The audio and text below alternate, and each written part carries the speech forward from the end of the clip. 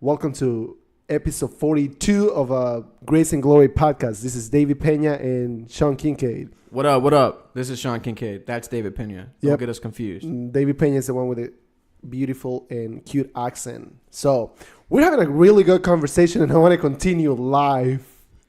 We're talking about Ephesians 5, baby. If you don't know what you're talking about, look it up. Ephesians 5. No, just kidding. We're actually talking about family, kids. So... Okay, so all right. I'm not even gonna give any context. I'm just gonna keep jumping into it. I want a bunch of kids. David's like, you don't even like kids. Why do you want a bunch of kids? And I'm like, no, I like kids. I don't really want to change diapers. Like, I'll do it, fine, whatever. I don't like poop in my hand. That's why I don't want dogs that don't live anywhere but the backyard. So you want to have dogs that are outside dogs? Yes. Bro, you're a little monster. I'll build them a nice little outdoor place to live. What about for the wintertime? I'll put a heater in there. What about for the hot summer times? I'll put a fan in there. So why do you even want to have a dog then? Because they're fun. And they love you. Look, dogs are cool. And they protect the house. And, you can raise them to like hunt and do all kinds of stuff. But that doesn't mean I want them pooping in my floor. You just use a potty word in the podcast. Hold on. That's at 1:30. Let's remember 1:30 so I can go and delete it. Bleep it out. Okay. So mark it down on your phone. So I don't know, man. I mean, yeah, I don't like that. I mean, but I would never, ever put my beautiful dog outside. I would never make her outside dog. Dude, she freaking hangs out with me. She loves me. She sleeps in your bed. She sleeps on my bed. I mean, she's the best. I mean, and she's freaking cute too. You're not gonna make another dog cuter than mine. But like, so why even bother having a dog if she's gonna be or he's gonna be outside? For the reasons I just said, they're fun. They like chasing after balls. They like killing things. They can protect the house and the family. And if you have a bunch of chickens, for instance, they will eat them. No, time out. If you have a bunch of chickens and the dogs are used to the chickens and they're well fed, right? The dog's fridge is full. If you don't know what I'm talking about, look up David Goggins, right?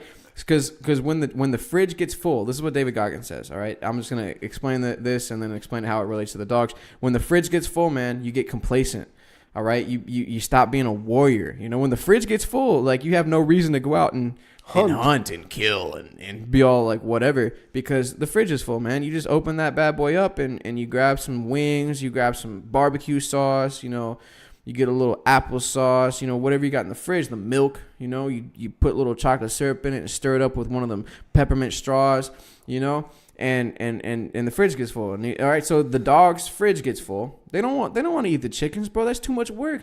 When they're getting these like Little Caesars, because I'm gonna be not Little Caesars. What is there's like the little wet food called Caesars. It's like Caesar's brand. I don't know. Yeah, you wouldn't know, but you know what I'm saying? It's expensive. I'll get like the really organic, fresh stuff from Amazon delivered straight to my door with Amazon Prime. They don't sponsor me, but you know who does? audibletrial.com/grace and glory. That was gnarly. Okay, so I'll get that stuff delivered fresh to the door and then and feed the dogs with it. And then yeah, I mean, they're not going to kill the chickens. So we were talking about the chickens, blah, blah, blah. So one of the good things about that is like the coyotes will come and they're going to want to eat the chickens, but we got a bunch of dogs in the backyard. I mean, the dogs are really... Wait, how many dogs are we talking about? We're talking like at least 18. No, seriously. Like, how many dogs? Like 6 to 18. Okay. Just like a herd of dogs. I mean, okay, because that's cool. The coyote's not going to want to eat the chickens.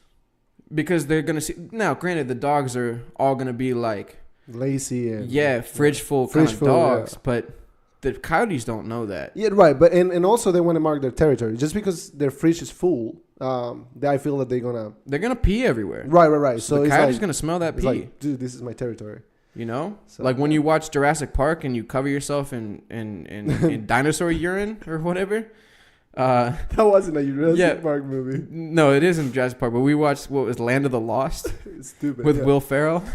So, I mean, now that you're using the fish full analogy, I'm going to use that to, and we continue the conversation about kids because I want to go back.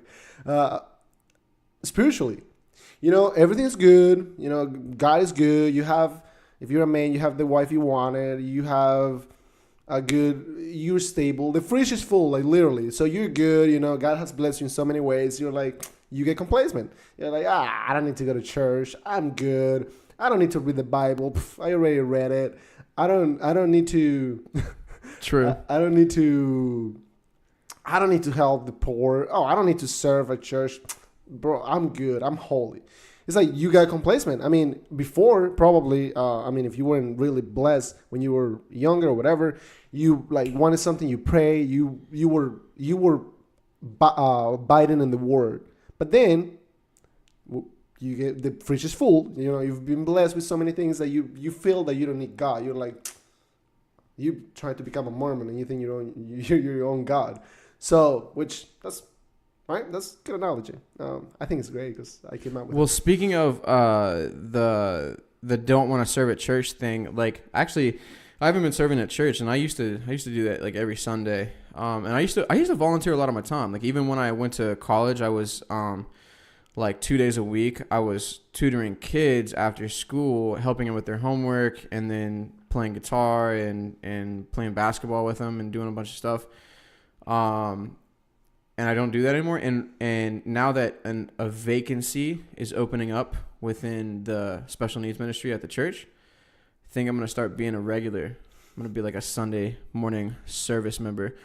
But I kind of actually I wanted to talk about something specific today, which we haven't talked about yet. And this will actually transition into the kids thing, was with regard to special needs. Currently, 67 to 90% of all children are prenatal babies in the womb that are diagnosed with Down syndrome are aborted. So you have 67 to 90%, figures as low as 67%. So that's the minimum. And 90% is potentially where it could be in the United States, because there's no real way to track this, because people don't always document. For instance, if there's a woman with a kid in her womb and he has Down syndrome, they might not say that that's the reason that they're getting an abortion, because you can pretty much just get an abortion for any reason in the United States. So it's less cruel to think of it as, I'm not getting an abortion because this person has Down syndrome, this baby has Down syndrome. I'm just getting an abortion because we're not ready for it. Right, whatever. And it's not murder, so who cares, right? So at least that's the train of thought. It's obviously murder, but so many kids are I mean, even in the UK, it's like 90 something percent. In Iceland, it's 100%. I mean, there's countries in Europe that have completely, gotten rid of Down syndrome, but Down syndrome still exists because it's like a genetic mutation that happens when, reproduction occurs. When people make babies, sometimes the genes mutate and there's Down syndrome. And so it's not really that they've gotten rid of the disease in terms of they've invented a vaccine or whatever that can prevent you from reproducing a child with Down syndrome. It's they've just murdered everybody with Down syndrome, essentially. Yeah. So I was just thinking of that, and just kind of like the sadness behind it. And I guess I don't really know why I was thinking of it. This was what I was going to tie it back to. So when I was in 8th grade, I was at Eagle Ridge Middle School. So Google me, bro. I was at Eagle Ridge Middle School in like Ashburn, Virginia, 20147. Yeah, and I can't remember. It's off of Claiborne Road, so whatever. Yeah, it doesn't matter, bro. Super liberal, but I was at that school, and I was in English class, and I don't remember my teacher's name, but we had an assignment, And the assignment was you were supposed to write like a page summary or whatever of what a perfect world is to you, like your opinion of a perfect world. Yeah. So ask a bunch of 13-year-olds what the ideal perfect world would be, right? As if we know anything. And naturally, I grew up, interested in history. I grew up interested in war, very fascinated by war. Like when I was young, still am. And, because wars changed the course of history, and I've always been a patriot. I've always been, my dad served and this, that, and the other. So I've just always been fascinated by reality. So I've never really been an idealist. So when they gave me the assignment to envision a perfect world, I always like to do things for the sake of being different. Like if everybody's going one way, like I literally go the other way just because it garners attention. Anyway, so everybody is writing about whatever, because we shared them at the end of the class, and everybody's writing about whatever. There's no gravity and no hunger and whatever. Like it's just your basic ask a 13-year-old what perfect world looks like, and we have no idea, right? And I'm just not an idealist, so I go kind of the angle of what is our attempt at a perfect world, right? Because perfection can't be achieved. So what is our flawed version of attempting to be perfect, right? As humans, as society, not as me, but like where do I think we're all going, right? Because the whole goal is, and this wasn't explained in the assignment, but I could just kind of tell the whole goal is, to try to convince you like, okay, all that stuff that you wrote, that's perfection. That's what we need to strive for, So think about that next time you go to the voting polls or whatever. So They're training you to become a liberal, right? Well, not even liberal. It's just like it's good advice. Like think of what you want the world to be, right? Be that. It start with yourself. I mean, that's inherently good advice. But again, I like to be different. So, I kind of took the perspective of, okay, so this is what the, where the world is now. And this is where I think that we're going to want to go. And one of the things that I wrote, and I very insightful for a 13-year-old, I kind of wrote and I didn't describe it as a utopia because I didn't know what the word meant, right? But I kind of like actually described a utopia sort of thing where, everything's pretty much controlled by the government, right? And this is not something that I personally believe in. This is the perfection that we're gonna quote unquote try to go for. So I kind of describe, it's everything's controlled by the government. It's all universal, whatever. There was no such thing as universal healthcare. Obama hadn't been elected yet. I mean, whatever. It's like probably 2007. I didn't even know who Obama was at the time or anything like that. And then one of the things that I wrote, and I knew this was going to get me in trouble, and I had to because I knew we were going to share at the end of class, and I knew I had to explain it or say it and then explain it away really quickly before I got freaked out on by the teacher, because teachers like to freak out on kids that, have slightly different views of the world than they do, or with Republican parents. Anyway, so I said that the mentally retarded, and this wasn't politically correct, but I guess it was the political correct term at the time. I said that the mentally retarded would be killed by the government. And the whole goal was in order to achieve a perfect society. How do you eliminate Down syndrome?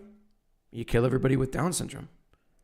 I mean, that was the logic behind it. And it's like, and then when we shared in class, oh, my teacher flipped. My teacher flipped out on me. And I basically explained to her, I was like, no, I mean, you look at the movie War of the Worlds, or yeah, I think that was what it's called, War of the Worlds. I mean, it was about aliens invading Earth, but what were they trying to do? They were trying to annihilate Earth and citizens to create a perfect world for them. I mean, what are we doing? We're trying to annihilate our own citizens that, don't benefit us, but that we have to take care of. If we have to look at someone as a burden, well, we're just going to eliminate the burden, right? Hard work is a burden. What do? typing numbers into an Excel spreadsheet's a burden. What do? We create an AI that types it into it for us, right? So you look at a kid with Down syndrome. Oh man, I really don't want to take care of this kid. I'm gonna kill him. Oh wait, he's not born yet, so I can just kill him before. And so my teacher in 2007 flipped out on me, and I explained it away. And actually, the really hottest girl in class, her name was Karina. Super hot. 13-year-old. Super hot 13-year-old. She's still hot. Really hot. See her on Facebook sometimes. Super hot. Did I mention that? And she even like agreed with me. She was like, I see where he's coming from. Blah, blah, blah, blah, blah. She was the only person that stuck up for me. And I could actually tell she was kind of embarrassed sticking up for me. But she did. Sounds like wife material, bro. Yeah. I will never forget you, Karina. Thank you. Anyway, so what was seen as and the reason I think that the teacher flipped out on me was because, excuse me, it's dangerous to have a 13-year-old with this kind of view, because what kind of view is that going to cultivate for the future? Like if he's seeing this at 13, he's gonna get alone in his room and look at the internet and have even worse ideas in the future, and he's just gonna breed and so what they try to do is with anything, like if you have a 2-year-old that thinks it's okay to punch kids in the face when he's upset about something, you cut that behavior off, right, while it's young. Yeah. It's the same concept. She tried to cut that thought out of me and that behavior out of me.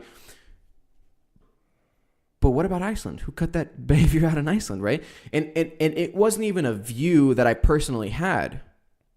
I thought it was wrong to begin with. But the assignment was to create a perfect world. And, I'm a kind of a confrontational kid. Even now that I'm 24, I'm super confrontational. And so I just followed the assignment to a T, in the most realistic sense, because I'm not an idealist. And, I love to say it, I was right. Because now this stuff is happening. And I'm sure it was happening back then, not that I knew anything of it, but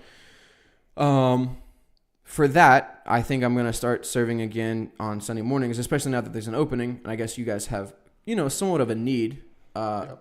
So, yeah, that's, in I think we weren't put on this earth to be average, and that goes to anybody. Like, you don't have to be, like special need.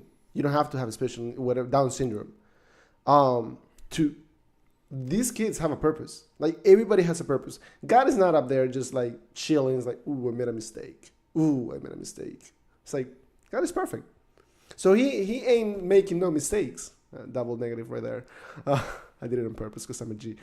So he's up there saying, okay, these guys, this purpose, whatever the purpose for this person is. And then you come in and say, well, it's like, oh, let's just have an abortion. That's like rebelling. That's like you telling your kid, stop watching TV, go to your room. And he's like, cool, I'm going to go upstairs and watch TV from my room. It's kind of like, I'm going to do the opposite. And I feel that when it's like Jonah, he was like, oh, I'm not going to that city, I'm out. So he gets eaten by a fish. So the harder you reject God, the more you reject God, the harder it's going to get in life. Like if God gives you this test, they give you this test and you're like, nah, you fail it, it's going to get harder and harder. Because, I don't know, it's like, I don't know. I'm trying to say like brakes, when they're like, you put the handbrake on and you try to drive, it gets harder for the car. The motor is working harder and harder and harder. So that's how God is like, hey, I'm giving you this. And you're like, oh, it's too big for me. So, well, he's going to give you something bigger. And then it's just going to keep getting big and big and big. Anyways, so what I'm saying is everybody has a purpose. And I don't think everybody is born to be average. And these kids are not.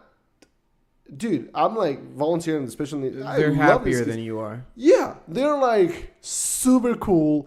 They're freaking like, they have no worries. Like, hey, And granted, I mean, they depend on people to take care of them, but they have something you don't, and that's like inner peace and happiness and a lot of innocence too. I mean, yeah, I mean, they're shielded from a lot of the scary things of this world because a lot of it they can't comprehend, and they don't even try to.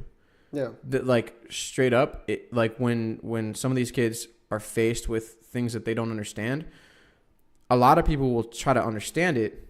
Unless you're on the left, you just shield your ears. But they kind of do the same thing. They're like, I don't get it. I don't want to. Like, what I understand is,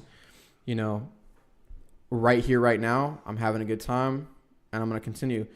And there's something to be gained from just being around them, because we get so caught up, like, with Instagram, with LinkedIn. I have, like, 64 connections, up from 0, like, a week ago. So we get so caught up with, whatever's going on in the future that we get lost in the moment where right now is not real.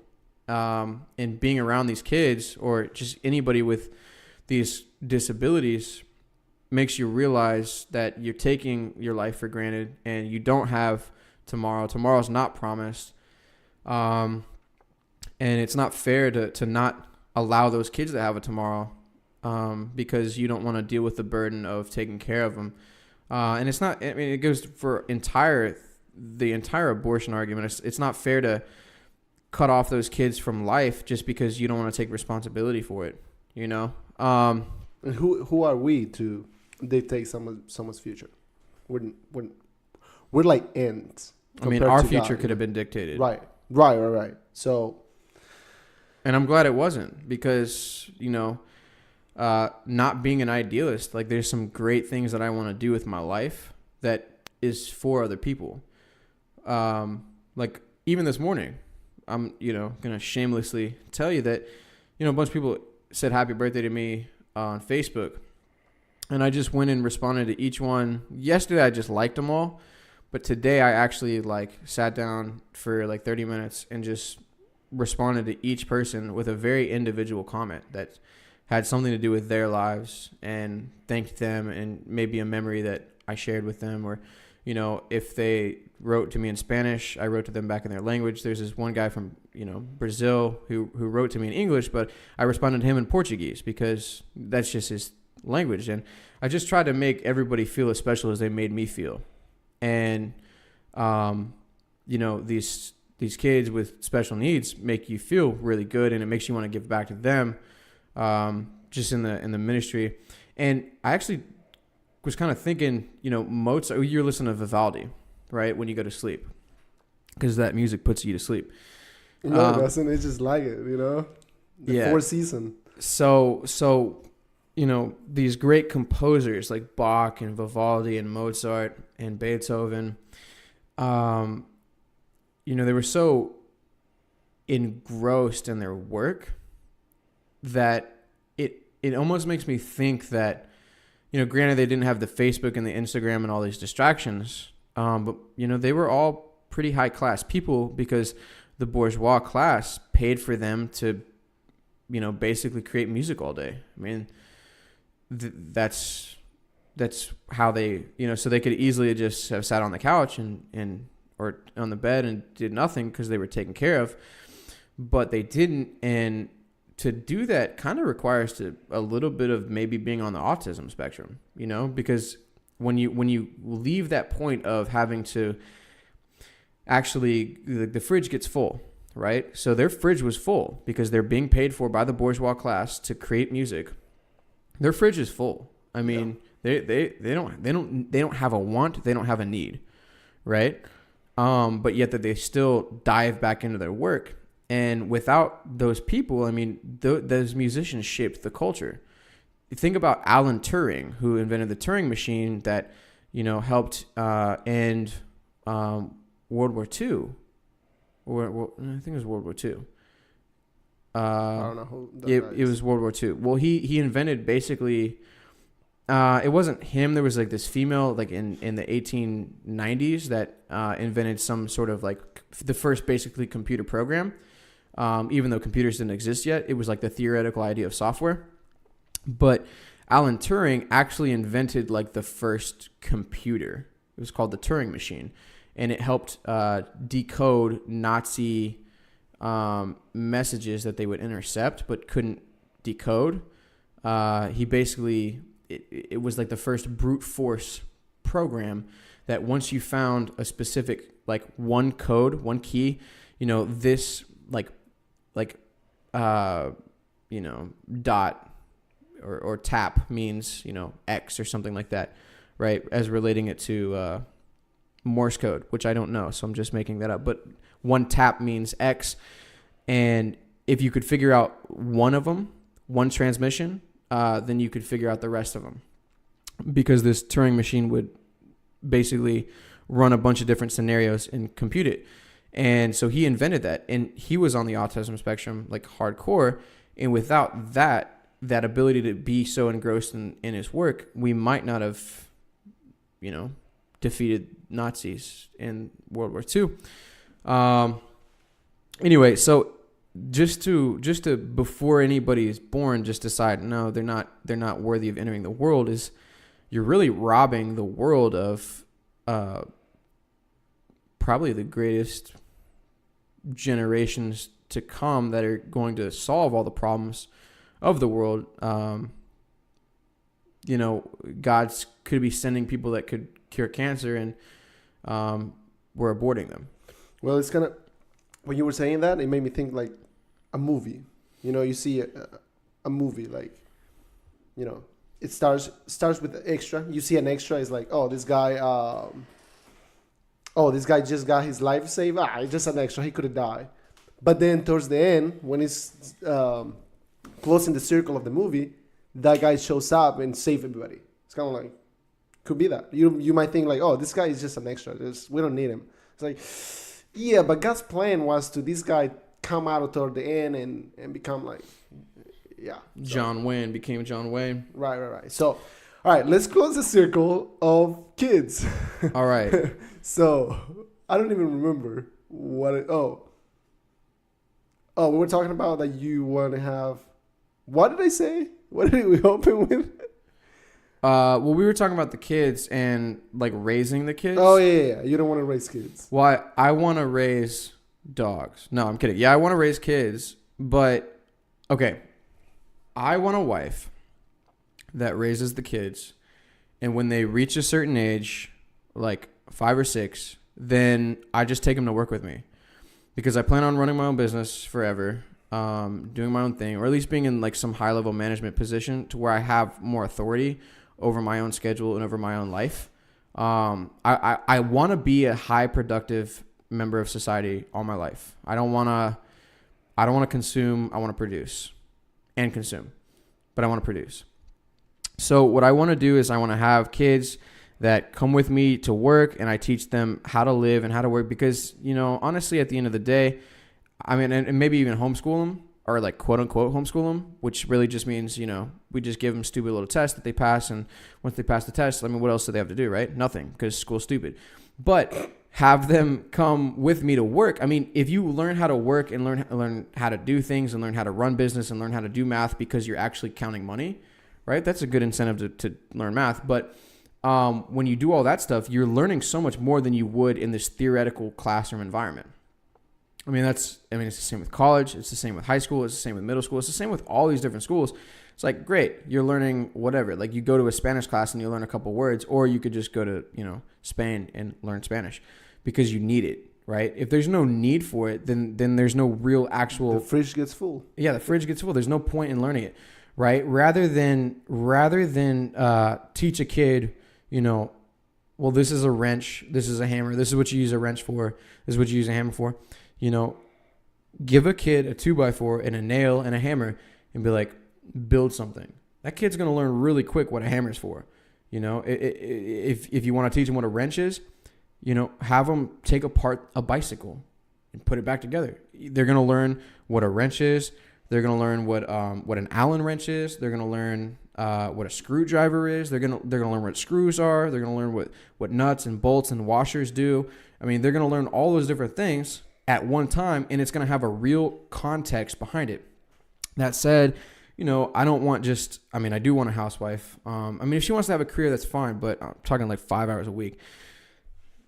Pause. Anyway, so no, like I'll change diapers. I'll do whatever I have to do. But I also, the first kid, he's going to help raise the second kid. I mean, there's no reason why a 4-year-old can't set the table or whatever. Like people can do, like kids can do so much more than we think, because basically what we do is we say, it's going to take that kid too long to do that. Let me just do it for him. Like, I don't want to wait for my kid to tie his shoes. I don't have kids, right? But theoretically, I don't want to wait for him to tie his shoes. It takes too long. So the mommy just comes and ties them, or daddy just comes and ties them, because we're just trying to get him out the door. And then once we drop him off at school, there's somebody else's problem, right? And then they're going to go to daycare after that, and that's somebody else's problem. And it's just a bunch of, we pay people to take care of kids and do for kids what they can do for themselves. And there's no point in that. I mean, the kid can tie his shoes. If it takes him too long, then that's the first thing he does in the morning. He ties his shoes. That way he puts on his pants and ties his shoes. That way, and he doesn't have to walk around with a shirt on. You don't have to have a shirt. It can take him 2 seconds to put a shirt on. But that kid, if it takes him forever to tie his shoes, make that one of the first things he does when he gets up in the morning. So when you're ready to get out the door, you get out the freaking door. You put him the shoes on and throw him in the shower and shower with shoes, right? Yeah, just give him like rubber sandals. I mean, that's simple, right? With little straps, right? And then we'll work our way up to 10. But that's the thing I want. I mean, I want a bunch of kids. I want like minimum of 4, minimum, and 1 or 2 of those maybe being adopted. But I kind of want like 10 kids. But I want the older kids raising the younger kids. If one kid is 4 and he can tie his shoes perfectly because he's been doing it since he was 2, then he puts on the baby shoes for him. Mommy and daddy don't have to put on no shoes, right? There's no reason. The 4-year-old can handle the shoes. It's like a hierarchy. Right. Oh, I mean, you were born first? Yeah, you're the leader. Well, and then yeah, I mean, and then the next kid, once he's old enough, he's going to help do the shoes while the oldest kid is helping do the feeding. He's making the cereal in the morning. He's making the toast in the morning. I mean, if the kid's 7 years old and doesn't know how to use a toaster, or we don't let him use a toaster because it's dangerous, I mean, teach the kid, don't put forks in the toaster and you'll be all right. If you don't believe us, try it. Don't shower with a toaster. You'll be all right. I mean, it's real simple. And I mean, if the kid, has an inkling for putting a fork in a toaster, take that toaster out back, plug it up, throw a fork in there, and run away. And show the kid what happens when he puts the fork in the toaster. Now, granted, if it's someone like me, that might be an incentive to put the fork in the toaster. But, then you're just dealing with a little demon. You got to get a priest out there. I mean, that's above your pay grade, A little monster. Yeah, little Frankenstein kid. So that's kind of my view on parenting. I want a wife that does the parenting. And then once they're a certain age, once they're 5 or 6, it's like, come with daddy. That's one less kid for the wife to worry about. I mean, now she only has to deal with one baby, rather than a 5-year-old and a baby. It's like, no, 5-year-old's with daddy. 5-year-old's learning how to do stuff. If he starts crying and all this stuff, daddy has to deal with it.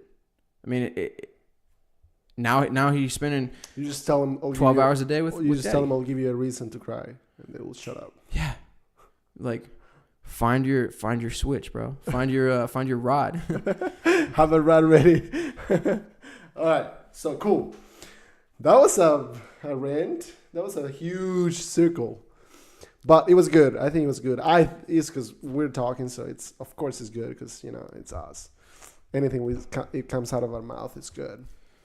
So we're in Exodus 29. Yep, we're in Exodus 29. We did 26 to 28 last episode. If you haven't listened to it, go back and listen to it. And all right, go ahead. 29, verse 1. And if you remember, we're just going through God's telling Moses, how to build the tabernacle.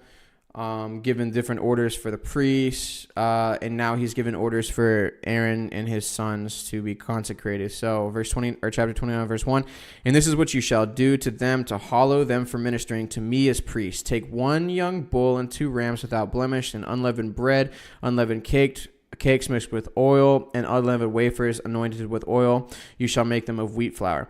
You shall put them in 1 basket and bring them in the basket, and with the bull and the 2 rams. And Aaron and his sons you shall bring to the door of the tabernacle of meeting, and you shall wash them with water.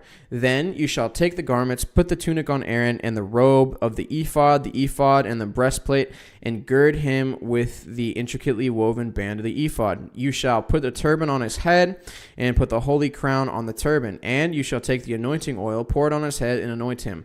Then you shall bring his sons and put tunics on them. You shall gird them with sashes, Aaron and his sons, and put the hats on them. The priesthood shall be theirs for a perpetual statute. You shall consecrate Aaron and his sons. So they're just going to be consecrated. That's the ritual for the consecration. You shall also have the bull brought before the tabernacle of meeting, and Aaron and his sons shall put their hands on the head of the bull. Then you shall kill the bull before the Lord by the door of the tabernacle of meeting. You shall take some of the blood of the bull and put it on the horns of the altar with your finger, and pour all the blood beside the base of the altar. And you shall take the fat that covers the entrails, the fatty lobe attached to the liver, and the 2 kidneys, and the fat that is on them, and burn them on the altar. But the flesh of the 2 kidneys and the but the flesh of the bull with its skin and its offal, I don't know what that word is, you shall burn with fire outside the camp. It is a sin offering. Verse 15, you shall also take 1 ram, and Aaron and his sons shall put their hands on the head of the ram, and you shall kill the ram, and you shall take its blood and sprinkle it all around the altar. Then you shall cut the ram into pieces, wash its entrails and its legs, and put them with its pieces and with its head. And you shall burn the whole ram on the altar. It is a burnt offering to the Lord. It is a sweet aroma, an offering made by fire to the Lord. You shall also take the other ram, and Aaron and his sons shall put their hands on the head of the ram. Then you shall kill the ram and take some of its blood and put it on the tip of the right ear of Aaron, and on the tip of the right ear of his sons, and on the thumb of their right hand, and on the big toe of their right foot, and sprinkle the blood all around the altar. And you shall take some of the blood that is on the altar, and some of the anointing oil, and sprinkle it on Aaron and his garments, and on his sons, and on the garments of his sons with them. And he and his garments shall be hallowed, and his sons' garments with him. And you shall also take the fat of the ram, the fat tail, and the fat that covers the entrails, the fatty lobe attached to the liver, the 2 kidneys and the fat on them, the right thigh, for it is a ram of consecration, 1 loaf of bread, 1 cake made with oil, and 1 wafer from the basket of the unleavened bread that is before the Lord. And you shall put all these in the hands of Aaron and in the hands of his sons, and you shall wave them as a wave offering before the Lord. Now, I just want to pause here. In verse 22, it was saying you're going to take the fatty lobe attached to the liver, 2 kidneys, and the fat on them, and then the right thigh. And then in parentheses it says, for it is a ram of consecration. Now, if you remember,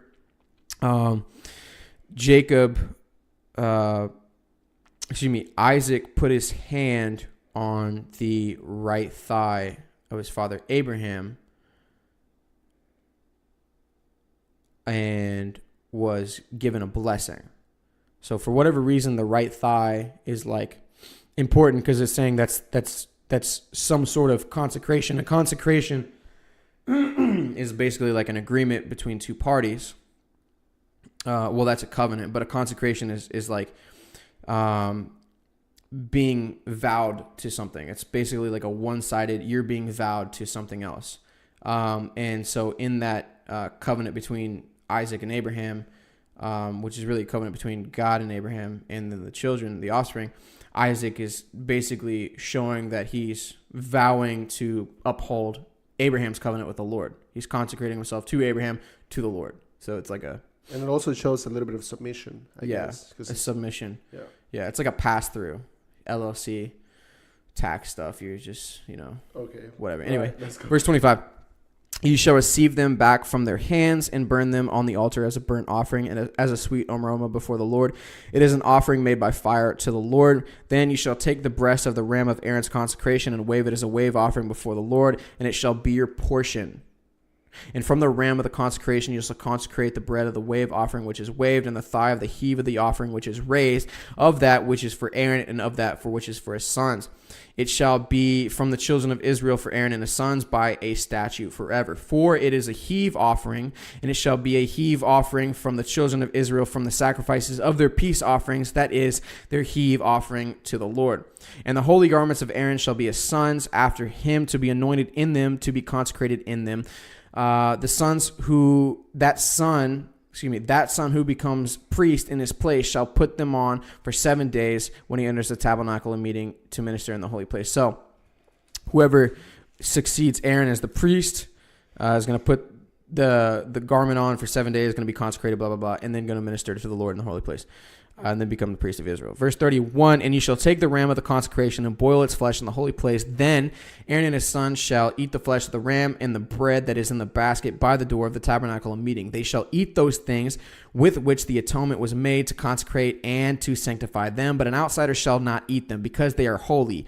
And if any of the flesh of the consecration offerings or of the bread remains until the morning, then you shall burn the remainder with fire. It shall not be eaten, because it is holy. Thus you shall do to Aaron and his sons according to all that I have commanded you. 7 days you shall consecrate them, and you shall offer a bull for every day as a sin offering for atonement. You shall cleanse the altar when you make atonement for it, and you shall anoint it to sanctify it. 7 days you shall make atonement for the altar and sanctify it, and the altar shall be most holy. Whatever touches the altar must be holy. Verse 38. Now, this is what you shall offer on the altar. 2 lambs of the first year, day by day, continually. Day by day, continually. Where else have we heard that? Remember, we were in Genesis, and we were talking about something, and it was like, they're always doing evil continually. Remember that? Yeah. Where was that at? It was, maybe he was talking about Sodom and Gomorrah, but we covered that extensively in one of the podcasts. That they always were doing evil? Yeah, like it was like 3 times it basically repeated the same thing in the same sentence. It was like they were always doing evil day by day continuously, or something maybe like Sodom that. And Gomorrah. It might have been Sodom and Gomorrah. I'm not really sure. Verse 39. 1 lamb you shall offer in the morning, and the other lamb you shall offer at twilight. With 1 lamb shall be 1/10 of an ephah of flour mixed with 1/4 of a hin of pressed oil, and 1/4 of a hin of wine as a drink offering. And the other lamb you shall offer at twilight, and you shall offer it with the grain offering and the drink offering as in the morning, for a sweet aroma, an offering made by fire to the Lord. So one of the things that we talk about in these, we keep seeing over and over, is, burning something. Right, burning an offering for the Lord is going to like present this sweet aroma, right? This sweet smell to God. Well, the psalmists often talk about worship being a sweet aroma to the Lord. So one of the offerings that we make to the Lord is tithing, obviously, but also our worship. And you think of worship as not an aroma, but it's like a sweet sound to the Lord. But in this context, like, when you burn something, it presents a smell, right? And you're burning all this flesh, which may not smell good for the first couple of minutes, but it probably smells good after a while, once it starts turning into like meat. But it's saying that all this stuff is a sweet aroma to God, but so is our worship. It's just something I wanted to kind of note. So, but it also it could be that the act of it. Your heart is right. I mean, if you're doing some burn offerings, you're humble, is because you probably sinned and you're asking for forgiveness. You're humbling. You are humbling yourself to do the burn offering. Because if your heart is hard, you're not gonna do it. Be like, I don't need to. Well, there's a bunch of different offerings too. It's not just sin offering. It's like a heave offering. It's wave offering. And but at the same time, it's like it's humbling, because you are getting on your knees and you are. Well, hey. It's as Jordan B. Peterson would say. Well, like one of the few things that the Hebrews started with these offerings was when they would offer something to God. They're basically the concept of sacrificing the present for the sake of a better future. It's the same thing as like, I'm going to take a bunch of my money and invested, right? It's, I can no longer use that money because I gave it to some stockbroker who put it in whatever because I'm not smart enough to manage my own money kind of thing. Just make sure they're not charging you high fees. Right, because it's on average, there's about a 1.5%, right, of interest occurred per year since 1950. Oh, that was the, I don't know what's the word. It was 3.5%. 3.5% a year. So inflation, yeah. Inflation since 1950 to now, 2018 is 3.5. So about 3.5% a year. So whatever, make sure you're getting at least 6% because they're charging 1.5 fees, usually 1.5% fees. So you're only getting like 1% total. 1%, so yeah. Yeah, so you got to find somebody that's going to either make you more than 6% or you're going to have to get lower fees because inflation is going to kill you. Or anyway, you can study the stock market, get invested with money. Nah, just trust somebody else. Just kidding. Anyway, but it's the same concept that Jordan B. Peterson was saying. He was saying that if you sacrifice the present for the future, the Hebrews kind of started that with the whole, like, we're going to appease God, who, Jordan may not believe in or whatever Dr. Peterson may not believe in, but you're going to appease, the gods and sacrifice something now for the hope of a better future. And it's the same with investing. It's the same with tithing. It's like Malachi 3:10, just make sure my storehouses are filled with grain and see if I won't open up the heavens and pour down a blessing on you. Like the Lord says, test me in this. He says, try me. Hashtag prosperity gospel. Yeah. Ask and you shall receive. I've been praying. I've been claiming. There's a couple things in my life that I'm just like, no, I know. When I pray to God, I'm like, this is going to happen in my life because I've asked. And I've asked in a state of humility. I'm not just like running up to God and being cocky. Like James says, you pray, but you don't receive because you don't believe. You don't have faith. Or you pray because of your own wickedness, desires.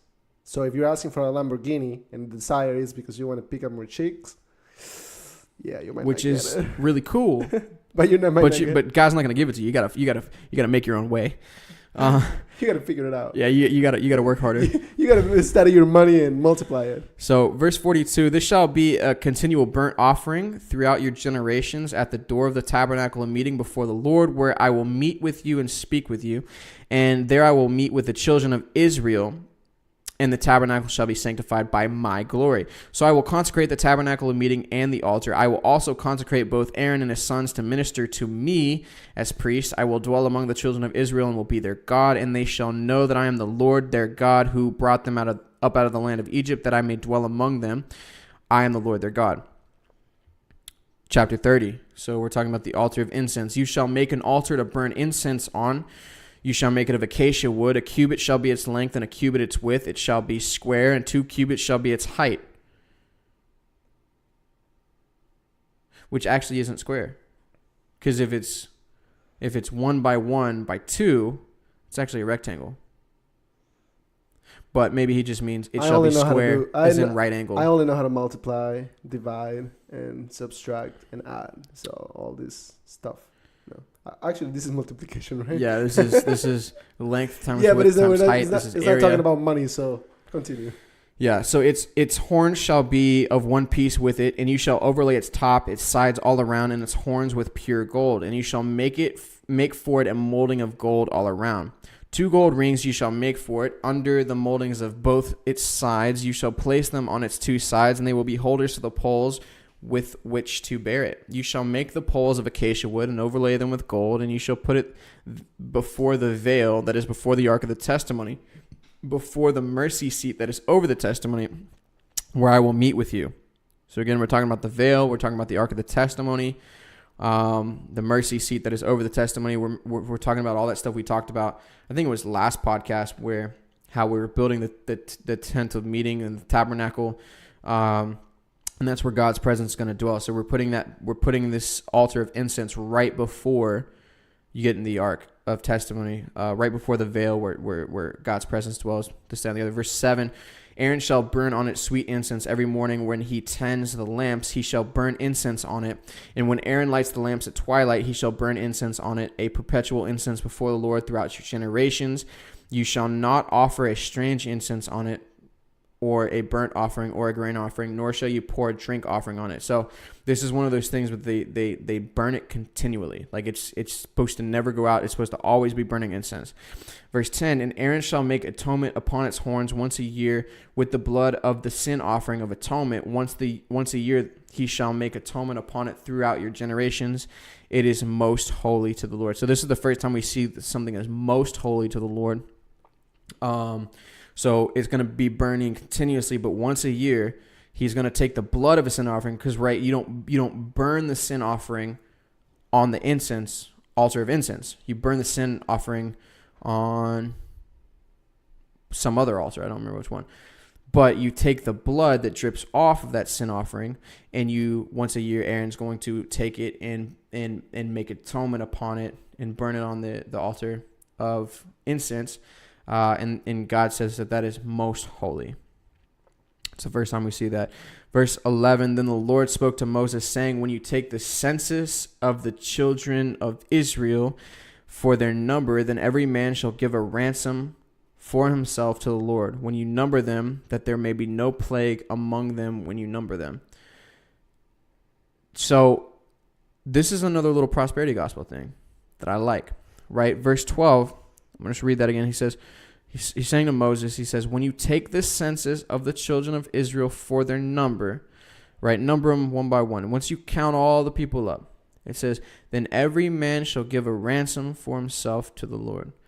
Every man shall give a ransom for himself to the Lord. So if I'm a prisoner and David's really wealthy, and David decides he's going to put a ransom for my life. Somebody kidnaps me knowing that David's really wealthy and that he loves me and that he's going to put a ransom up for my life. He's going to pay the kidnappers a sum of $3 million to spare my life.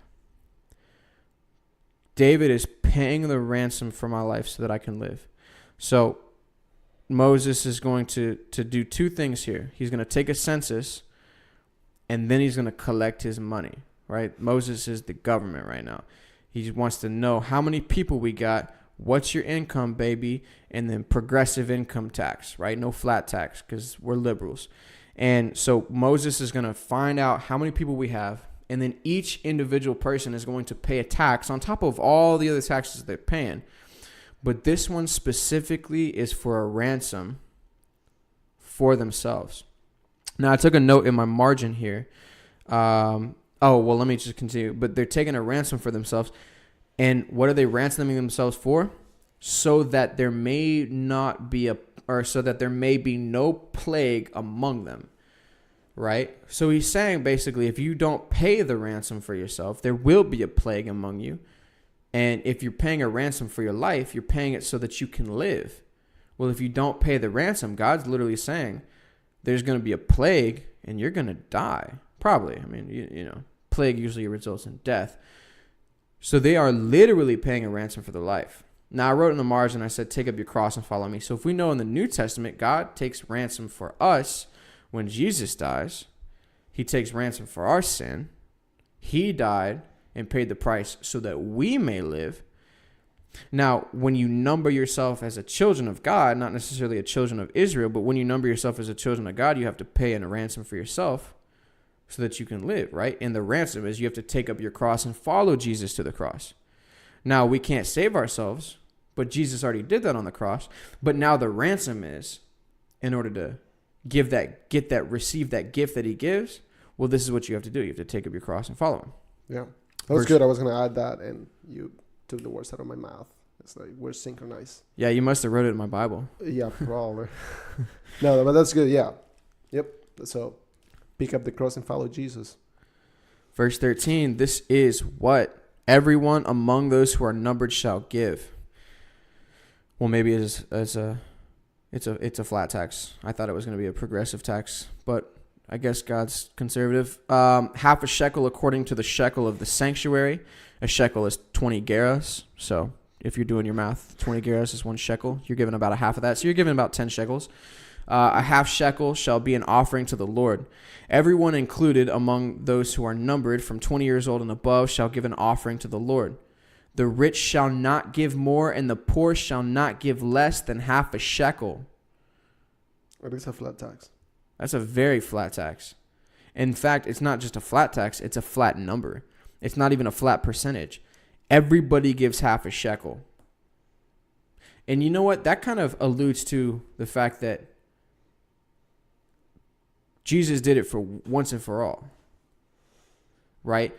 There's nobody like, I sinned a little more than David, which definitely didn't happen. But for argument's sake, I sinned a little more than David. I have to ransom my life more than David does. Sorry, go ahead. Well, it's like, no, it's you. Jesus died on the cross. Now you got to pick up your cross. David's got to pick up his cross. It's like the parable of the man who hired a bunch of workers. He's like, I'm going to give you, I don't know, 1 shekel. And some of them, he hires some of them at 8 a.m. early in the morning. And other ones, like, they only work 2 hours. And they still gave them a shekel. And they were like, whoa, why do they get the same? Same. It's like, dude, we made a deal. Like, we made a deal, baby. Yeah. So that's the same thing. It's like, you're a killer. I don't know if God can save you. It's like, yeah, he can. It's like, it doesn't matter if you're rich, poor. You got to give half a shekel. No, I'm saying like for Jesus, bro. Yeah. So it doesn't matter if you are the worst person. We are the worst person that we know. You know, Dr. Jordan B. Peterson talks about how the doctor tell us like, hey, take this medicine and you will be fine. And I don't know, he says like a crazy percentage of people don't take their medicine. They rather take care of the dogs. Like if their dog is sick. Right. If the dog is sick, you follow what the vet tells you to do. They'll give the dog the medicine. Right. But if they won't give them to themselves if they need it. Right. And the reason is, he says that, and he's so right. Oh my God, he's so right. The reason is because we know ourselves and we think we don't deserve it. We're like, oh my God, I'm the worst person I know. Like, my dog is innocent. Oh my God, my dog, he deserves it. But when it comes to ourselves, it's like, I don't deserve it. Like, I'm supposed to take the medicine. I'm not, whatever. I'll take it for 30 days and then I'm done. Because I'm a monster. We are like, we see ourselves so little of ourselves, like so less, is that, yeah. So, but when it comes to Jesus, we're all the same, you know. If you're thinking like, I don't deserve to follow Jesus because I've seen so much. No, bro, you're good. Follow Jesus. Pick up the cross and follow him. You know, he wrote a really good book called 12 Rules for Life. And you can actually get that download for free at www.audibletrial.com/grace and glory. What we're going to do is we're going to put that in the description of the video. So if you forgot, it's fine. I got you covered. David's going to remind me to put that in the description. And you can go ahead and just search 12 Rules for Life. We'll put that in there. That's our book of today's podcast because we've both read it. It's a super dope book. Well, I've listened to it. So did I. Yeah, I mean, it's a super dope. I mean, I didn't listen to it through Audible, but you can for free if you go to www.audibletrial.com/grace-and-glory. But let's continue here. Now, go ahead. Well, now if you listen to that book, you have to take it with a grain of salt because Jordan Peterson has good arguments. He knows the Bible, has good arguments. Not as much as me. He has good arguments about. He kind of contradicts what Jesus did. So I'm 99% sure that he's not a follower of Jesus. So if you're going to listen to that book, listen to it, but also know that the guy is coming from a place that doesn't know Jesus. Well, he's trying to archetypically, that was nice, explain away the reason behind the stories of the Bible. Like he's trying to give a reason that the Bible's there other than, what the argument the Bible presents. The Bible presents an argument that Jesus came to save. Boom. That's the argument. That's the whole premise of the Bible is Jesus came to save, follow him. If you want to be saved, follow him. And he tries to give an explanation through the human condition like, okay, we need meaning. Okay, so the Bible tries to put meaning forth. Well, we can't progress as a society unless we have hope. So the Bible gives you hope. He tries to answer, okay, all the needs that the humans need are met through the Bible, which actually is a good thing because it's also true. Maybe not necessarily all of his arguments, but the premise that, okay, innately what he's saying in what the Bible tells us from a different perspective is that we as humans need something. We're missing something.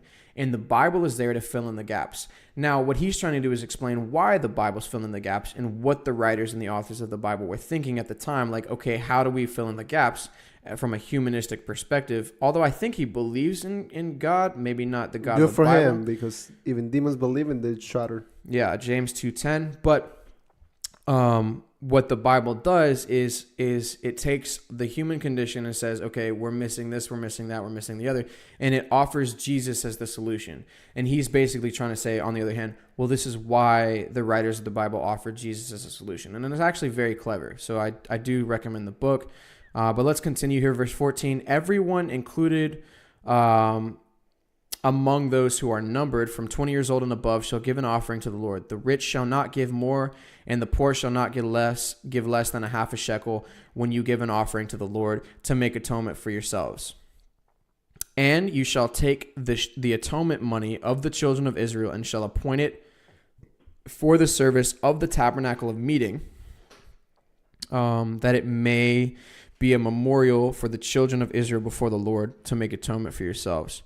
So there's going to be some sort of memorial there that you can actually visibly see that reminds you that you're a children of God, or a child of God, or of Israel, and that you've made atonement for yourselves. And I kind of equate that to, writing the date that you became a Christian in your Bible, right?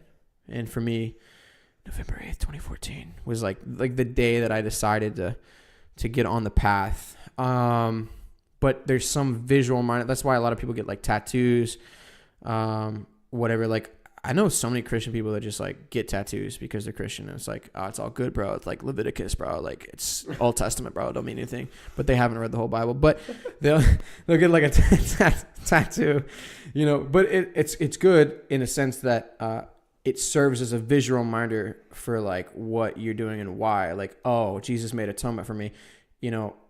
He ransomed my life for me, right? Like, he paid the half a shekel in my place, which actually was more than half a shekel. It was his whole life. I mean, he gave up the throne and came down to earth and, became a man, even though he was God, and decided to get slaughtered for my sake, right? So you need a visual representation of that because it's easy to forget, right? That's why, like, Jesus says, this do in remembrance of me, with reference to, what we would now call communion, right? When you eat, thank God and break the bread and drink the wine. This is my body that was broken for you. This is the blood that was poured out for your sake. He says, do this in remembrance of me. Or like King James says, like, this do in remembrance of me, because that's cooler. Jesus definitely spoke in King James version. And, it's a reminder that every time you eat, basically, right? Whenever you eat or drink, you do this to the glory of God, because you need that reminder, because you're so prone to forget that your sins were atoned for. And here it shows that, they need a visual reminder. Israel needs a visual reminder to put it in front of the tent of meeting, as a memorial that, hey, blah, blah, blah, I atoned for myself. I'm a child of God. I'm a child of Israel. Verse 17, then the Lord spoke to Moses saying, you shall also make a laver, right?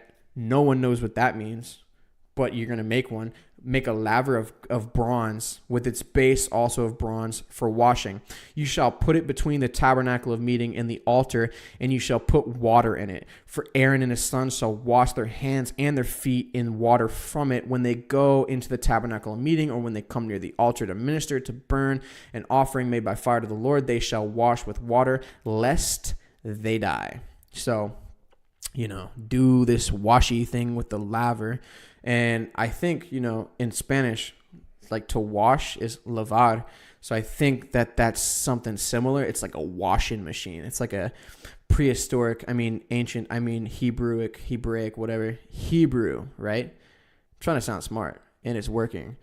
So ladies, follow me on Instagram my username is Sean, to see more of my sexy face that goes with this awesome brain. But you do this thing, whatever you wash, because if you enter the tent of the tabernacle and meeting without doing it, you die. Verse 21, so they shall wash their hands and their feet, lest they die, and it shall be a statute forever to them, to him and his descendants throughout their generations. Verse 22, moreover, the Lord spoke to Moses, saying, also take for yourself quality spices, 500 shekels of liquid myrrh, half a shekel, or half as much sweet-smelling cinnamon, 250 shekels, 250 shekels of sweet-smelling cane, 500 shekels of cassia, according to the shekel of the sanctuary, and a hin of olive oil. And you shall make from it you shall make from these a holy anointing oil, an ointment compounded according to the art of the perfumer. It shall be a holy anointing oil. With it you shall anoint the tabernacle of meeting and the ark of the testimony, the table and all its utensils, the lampstand and its utensils, and the altar of incense, the altar of burnt offering with its utensils, and the laver and its base. You shall consecrate them, and they may be most holy.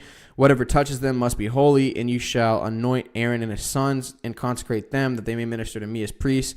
And you shall speak to the children of Israel, saying, This shall be a holy anointing oil to me throughout your generations. It shall not be poured on man's flesh, nor shall you make any other like it according to its composition. So this is like a recipe just for the Lord, right? You don't pour it on man's flesh, and you don't make this for any other purpose. It's holy, right? It says it is holy, and it shall be holy to you. Whoever compounds any like it, or whoever puts any of it on an outsider, shall be cut off from his people, right? And his people are the people of God. Verse 34, and the Lord said to Moses, take sweet spices, stacte, and onycha, and galbanum.